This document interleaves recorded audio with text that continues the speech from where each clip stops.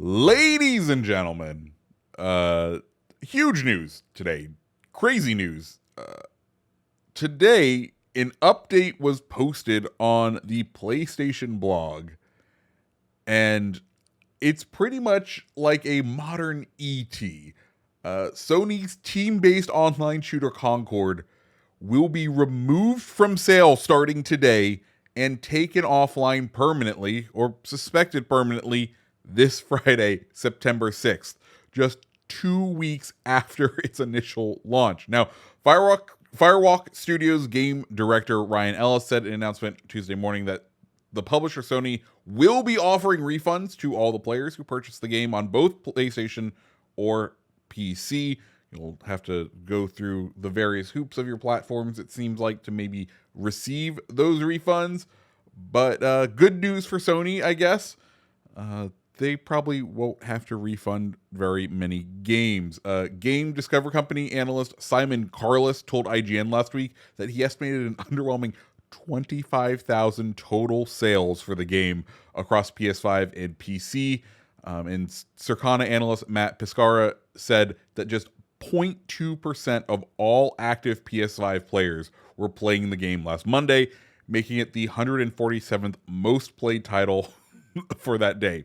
So, not exactly a huge success. And standing more to it is the Steam version of the game only peaked at 700 concurrent players, which is not great. And even on like the Sony Superfan site of PSN Profiles, which allows you to track the trophies in a game, only 1,300 players were recorded having owned Concord. And that's kind of funny because that's the number of likes that the blog article has currently. So, I think we see a 1-to-1 ratio of the dedicated Sony people and the people visiting the PlayStation blog. Anyways, this is absolutely crazy. A Sony first-party game is dead after just 2 weeks. 2 weeks. This is a completely new play from a company. Usually, we would expect this to go free to play, and then kind of fade into obscurity. That's kind of been the play for these games, or at least to fall back and to do something else, a la like an Anthem, or what was the terrible vampire game from Xbox, or No Man's Sky. Like, there have been so many of these attempted redemption stories. Sony was like, you know what? We're done. We're not even going to try to redeem ourselves. Wipe our hands of it. Let's go. We don't need to talk about it anymore. They are just outright taking Lassie back behind the house and putting two in the head. And this is very interesting. Now, a lot of this comes down to Sony's strategy these past couple of years. Sony has been off chasing the live service trend. They started the narrative single player trend, right? Last of Us, Uncharted, they were the leaders of that. And then they got a new president, Jim Ryan. And I think Jim Ryan saw the dump truck full of money that Fortnite was making and was like, you know what? Sony needs to be making this sort of money, and decided that Sony should just start chasing the live service game. And we've seen that. There has been, 4 or 5 PlayStation live service games in development, including The Last of Us multiplayer, which has now failed. They've said they're no longer developing, and that's kind of the problem with these live service games. They take a long time to make, and if they're not successful, they take a lot of money to keep going. And I think Sony leadership was wary of this new strategy, and this is why they sort of let Jim Ryan go. Now, not officially. Officially, Jim Ryan left on his own accord. But in the corporate speak, it very much felt like they allowed him to move on, to spend more time with his family. And they put in interim president, because you don't usually put in an interim president unless the decision was very sudden. They put an interim president, Hiroki Totoki, and I think he realized what a gamble the live service games were, how different it was from Sony. It wasn't the direction that I think he wanted to bring the company, or maybe even the higher ups in Japan wanted to bring the company. Hence, for the reason of Jim Ryan's dismissal from his very high up position. And they're kind of like, well, the Dire cast, let's see how these go. Because, Jim Ryan has been in control for what he started in 2018, 2019. He's had the reins for 6 years. These live service games are ready to roll out. And the first one rolled out this year.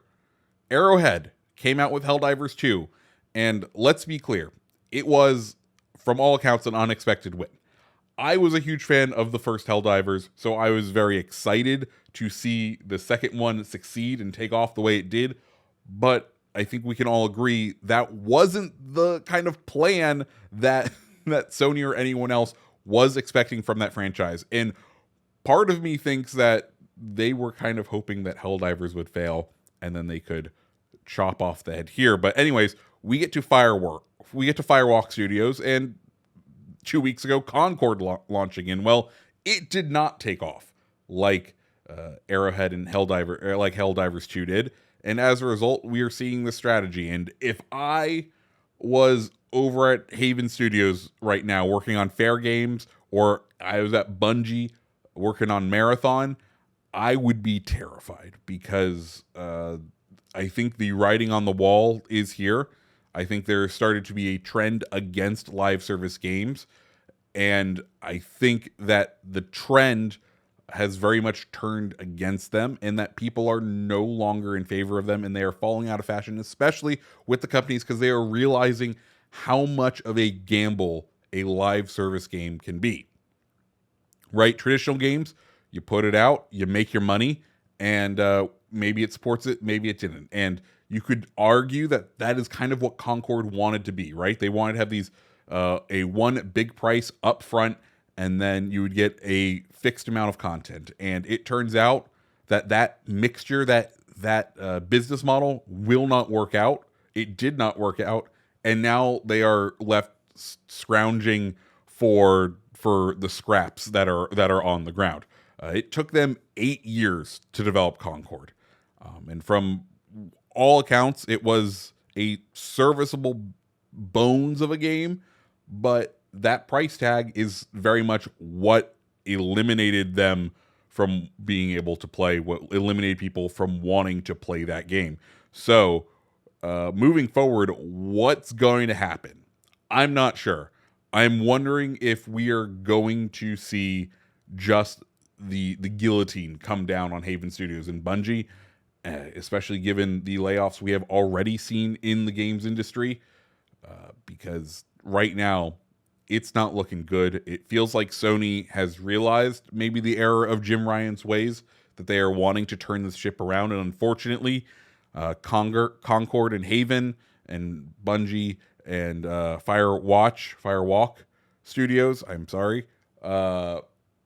are going to be the ones who end up paying the price for this. But what do you guys think? Let me know down in the comments below. And I hope you have a fantastic rest of your day. See ya.